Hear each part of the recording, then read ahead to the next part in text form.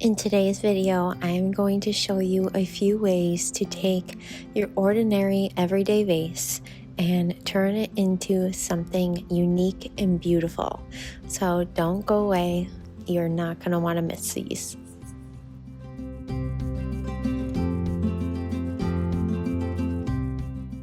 First things first, kicking it off with my clear vase.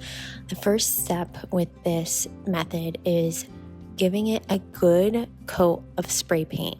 So this just gives it a base and something for the paint that we're going to go in with later, something to stick to.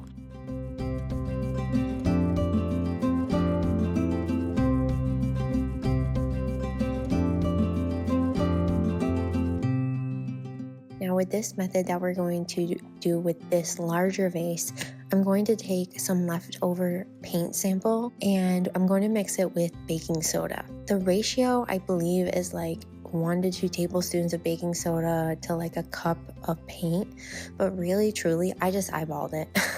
And I encourage you to do the same because you really can't go wrong. I feel, and like you're gonna know best the texture and the consistency that you want. And so I ended up actually adding a bit more baking soda to give it an even thicker consistency because I really wanted to give this vase a lot more texture to kind of cover up those ridges that are on the bottom, and then really give that glossy top some more dimension. So while I do that, I want to chat with you about temperance. This is a theme that I feel like I bring up all the time on my channel because truly it's something that I battle with constantly as a stay-at-home mom.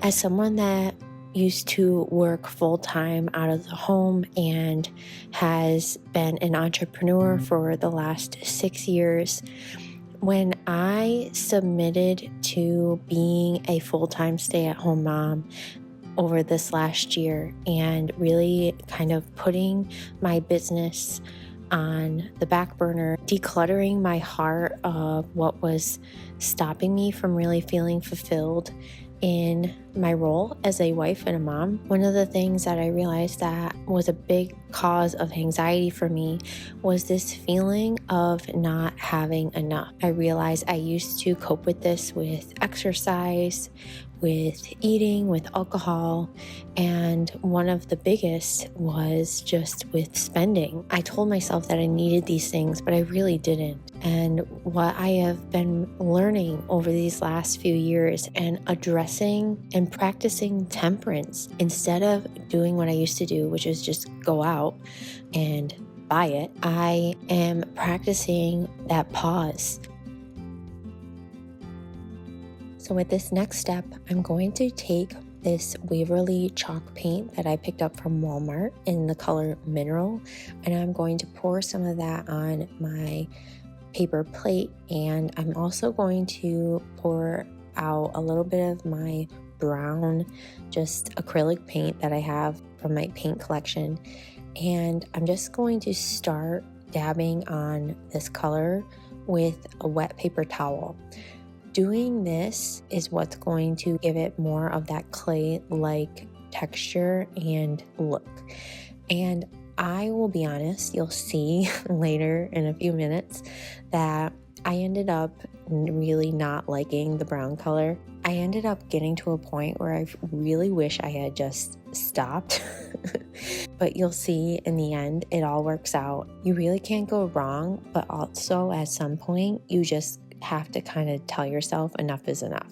You can keep adding and adding and adding and adding, but there will be a point where you're kind of going to look at the vase and be like, wow, this looks really good. And when you get to that moment, I urge you to just pause, practice temperance, and set it aside, because once it's dry, you can always go back in and add more.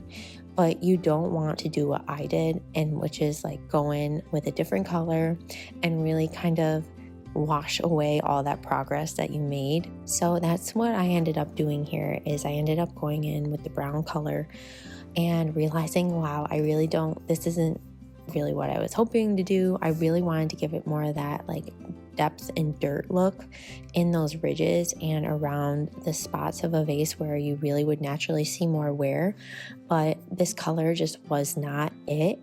And so I ended up just kind of backtracking and going back in with the mineral chalk paint. And like I said, it all worked out in the end. But what I started to realize too was the more I dabbed as it was drying, it was bringing up some of the paint. So that's another reason why I feel like at some point just call it good and let the vase dry, and then you can always go in with more. I do believe it's important to feel inspired by your space and to see beauty. But I think a huge part of that, though, comes from us and not necessarily in the external surroundings that are around us. I think it starts with our heart and our mindset of seeing the beauty in the ordinary and seeing the possibilities, allowing our creativity to come alive again. So this really, for me, has been so therapeutic to really put my creative lens back into play, and like, how can I turn this ordinary object and give it a second life? How can I make it into something unique and beautiful with my own two hands?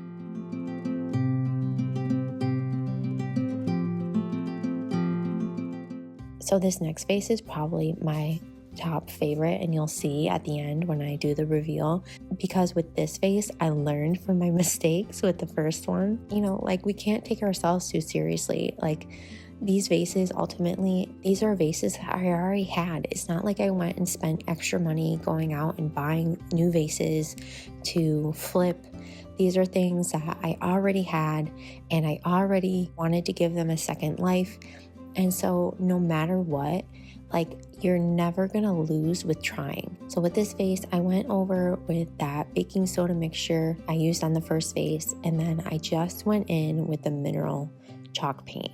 So I didn't even touch the brown with this one, and I really am glad that I didn't, because this one ended up turning out so good. The last step that I did with all three of the vases that I didn't show was I did go in with a clear top coat. This really is what's going to secure the paint job, making sure that as I clean it over time or put stems into the vases, that the paint's not just going to chip away, and really going to make them complete and finished and high end.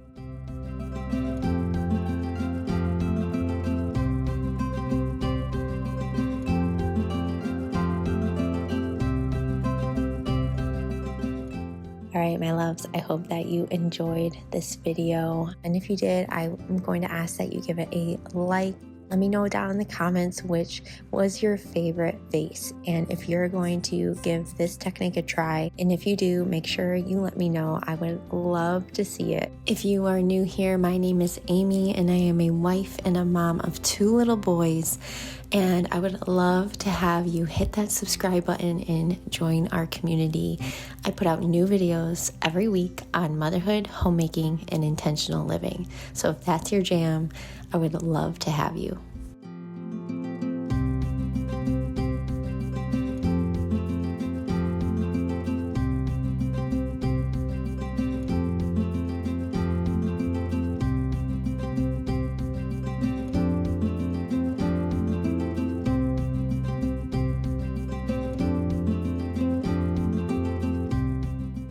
So now that we have finished with our vases, let's rewind and take a look back at where we started and where we are now.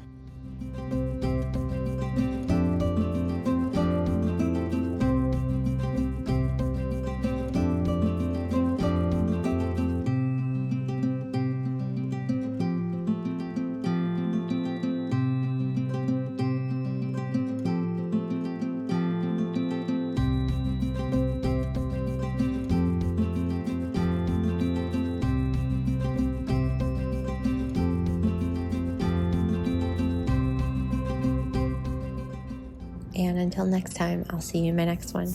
Bye.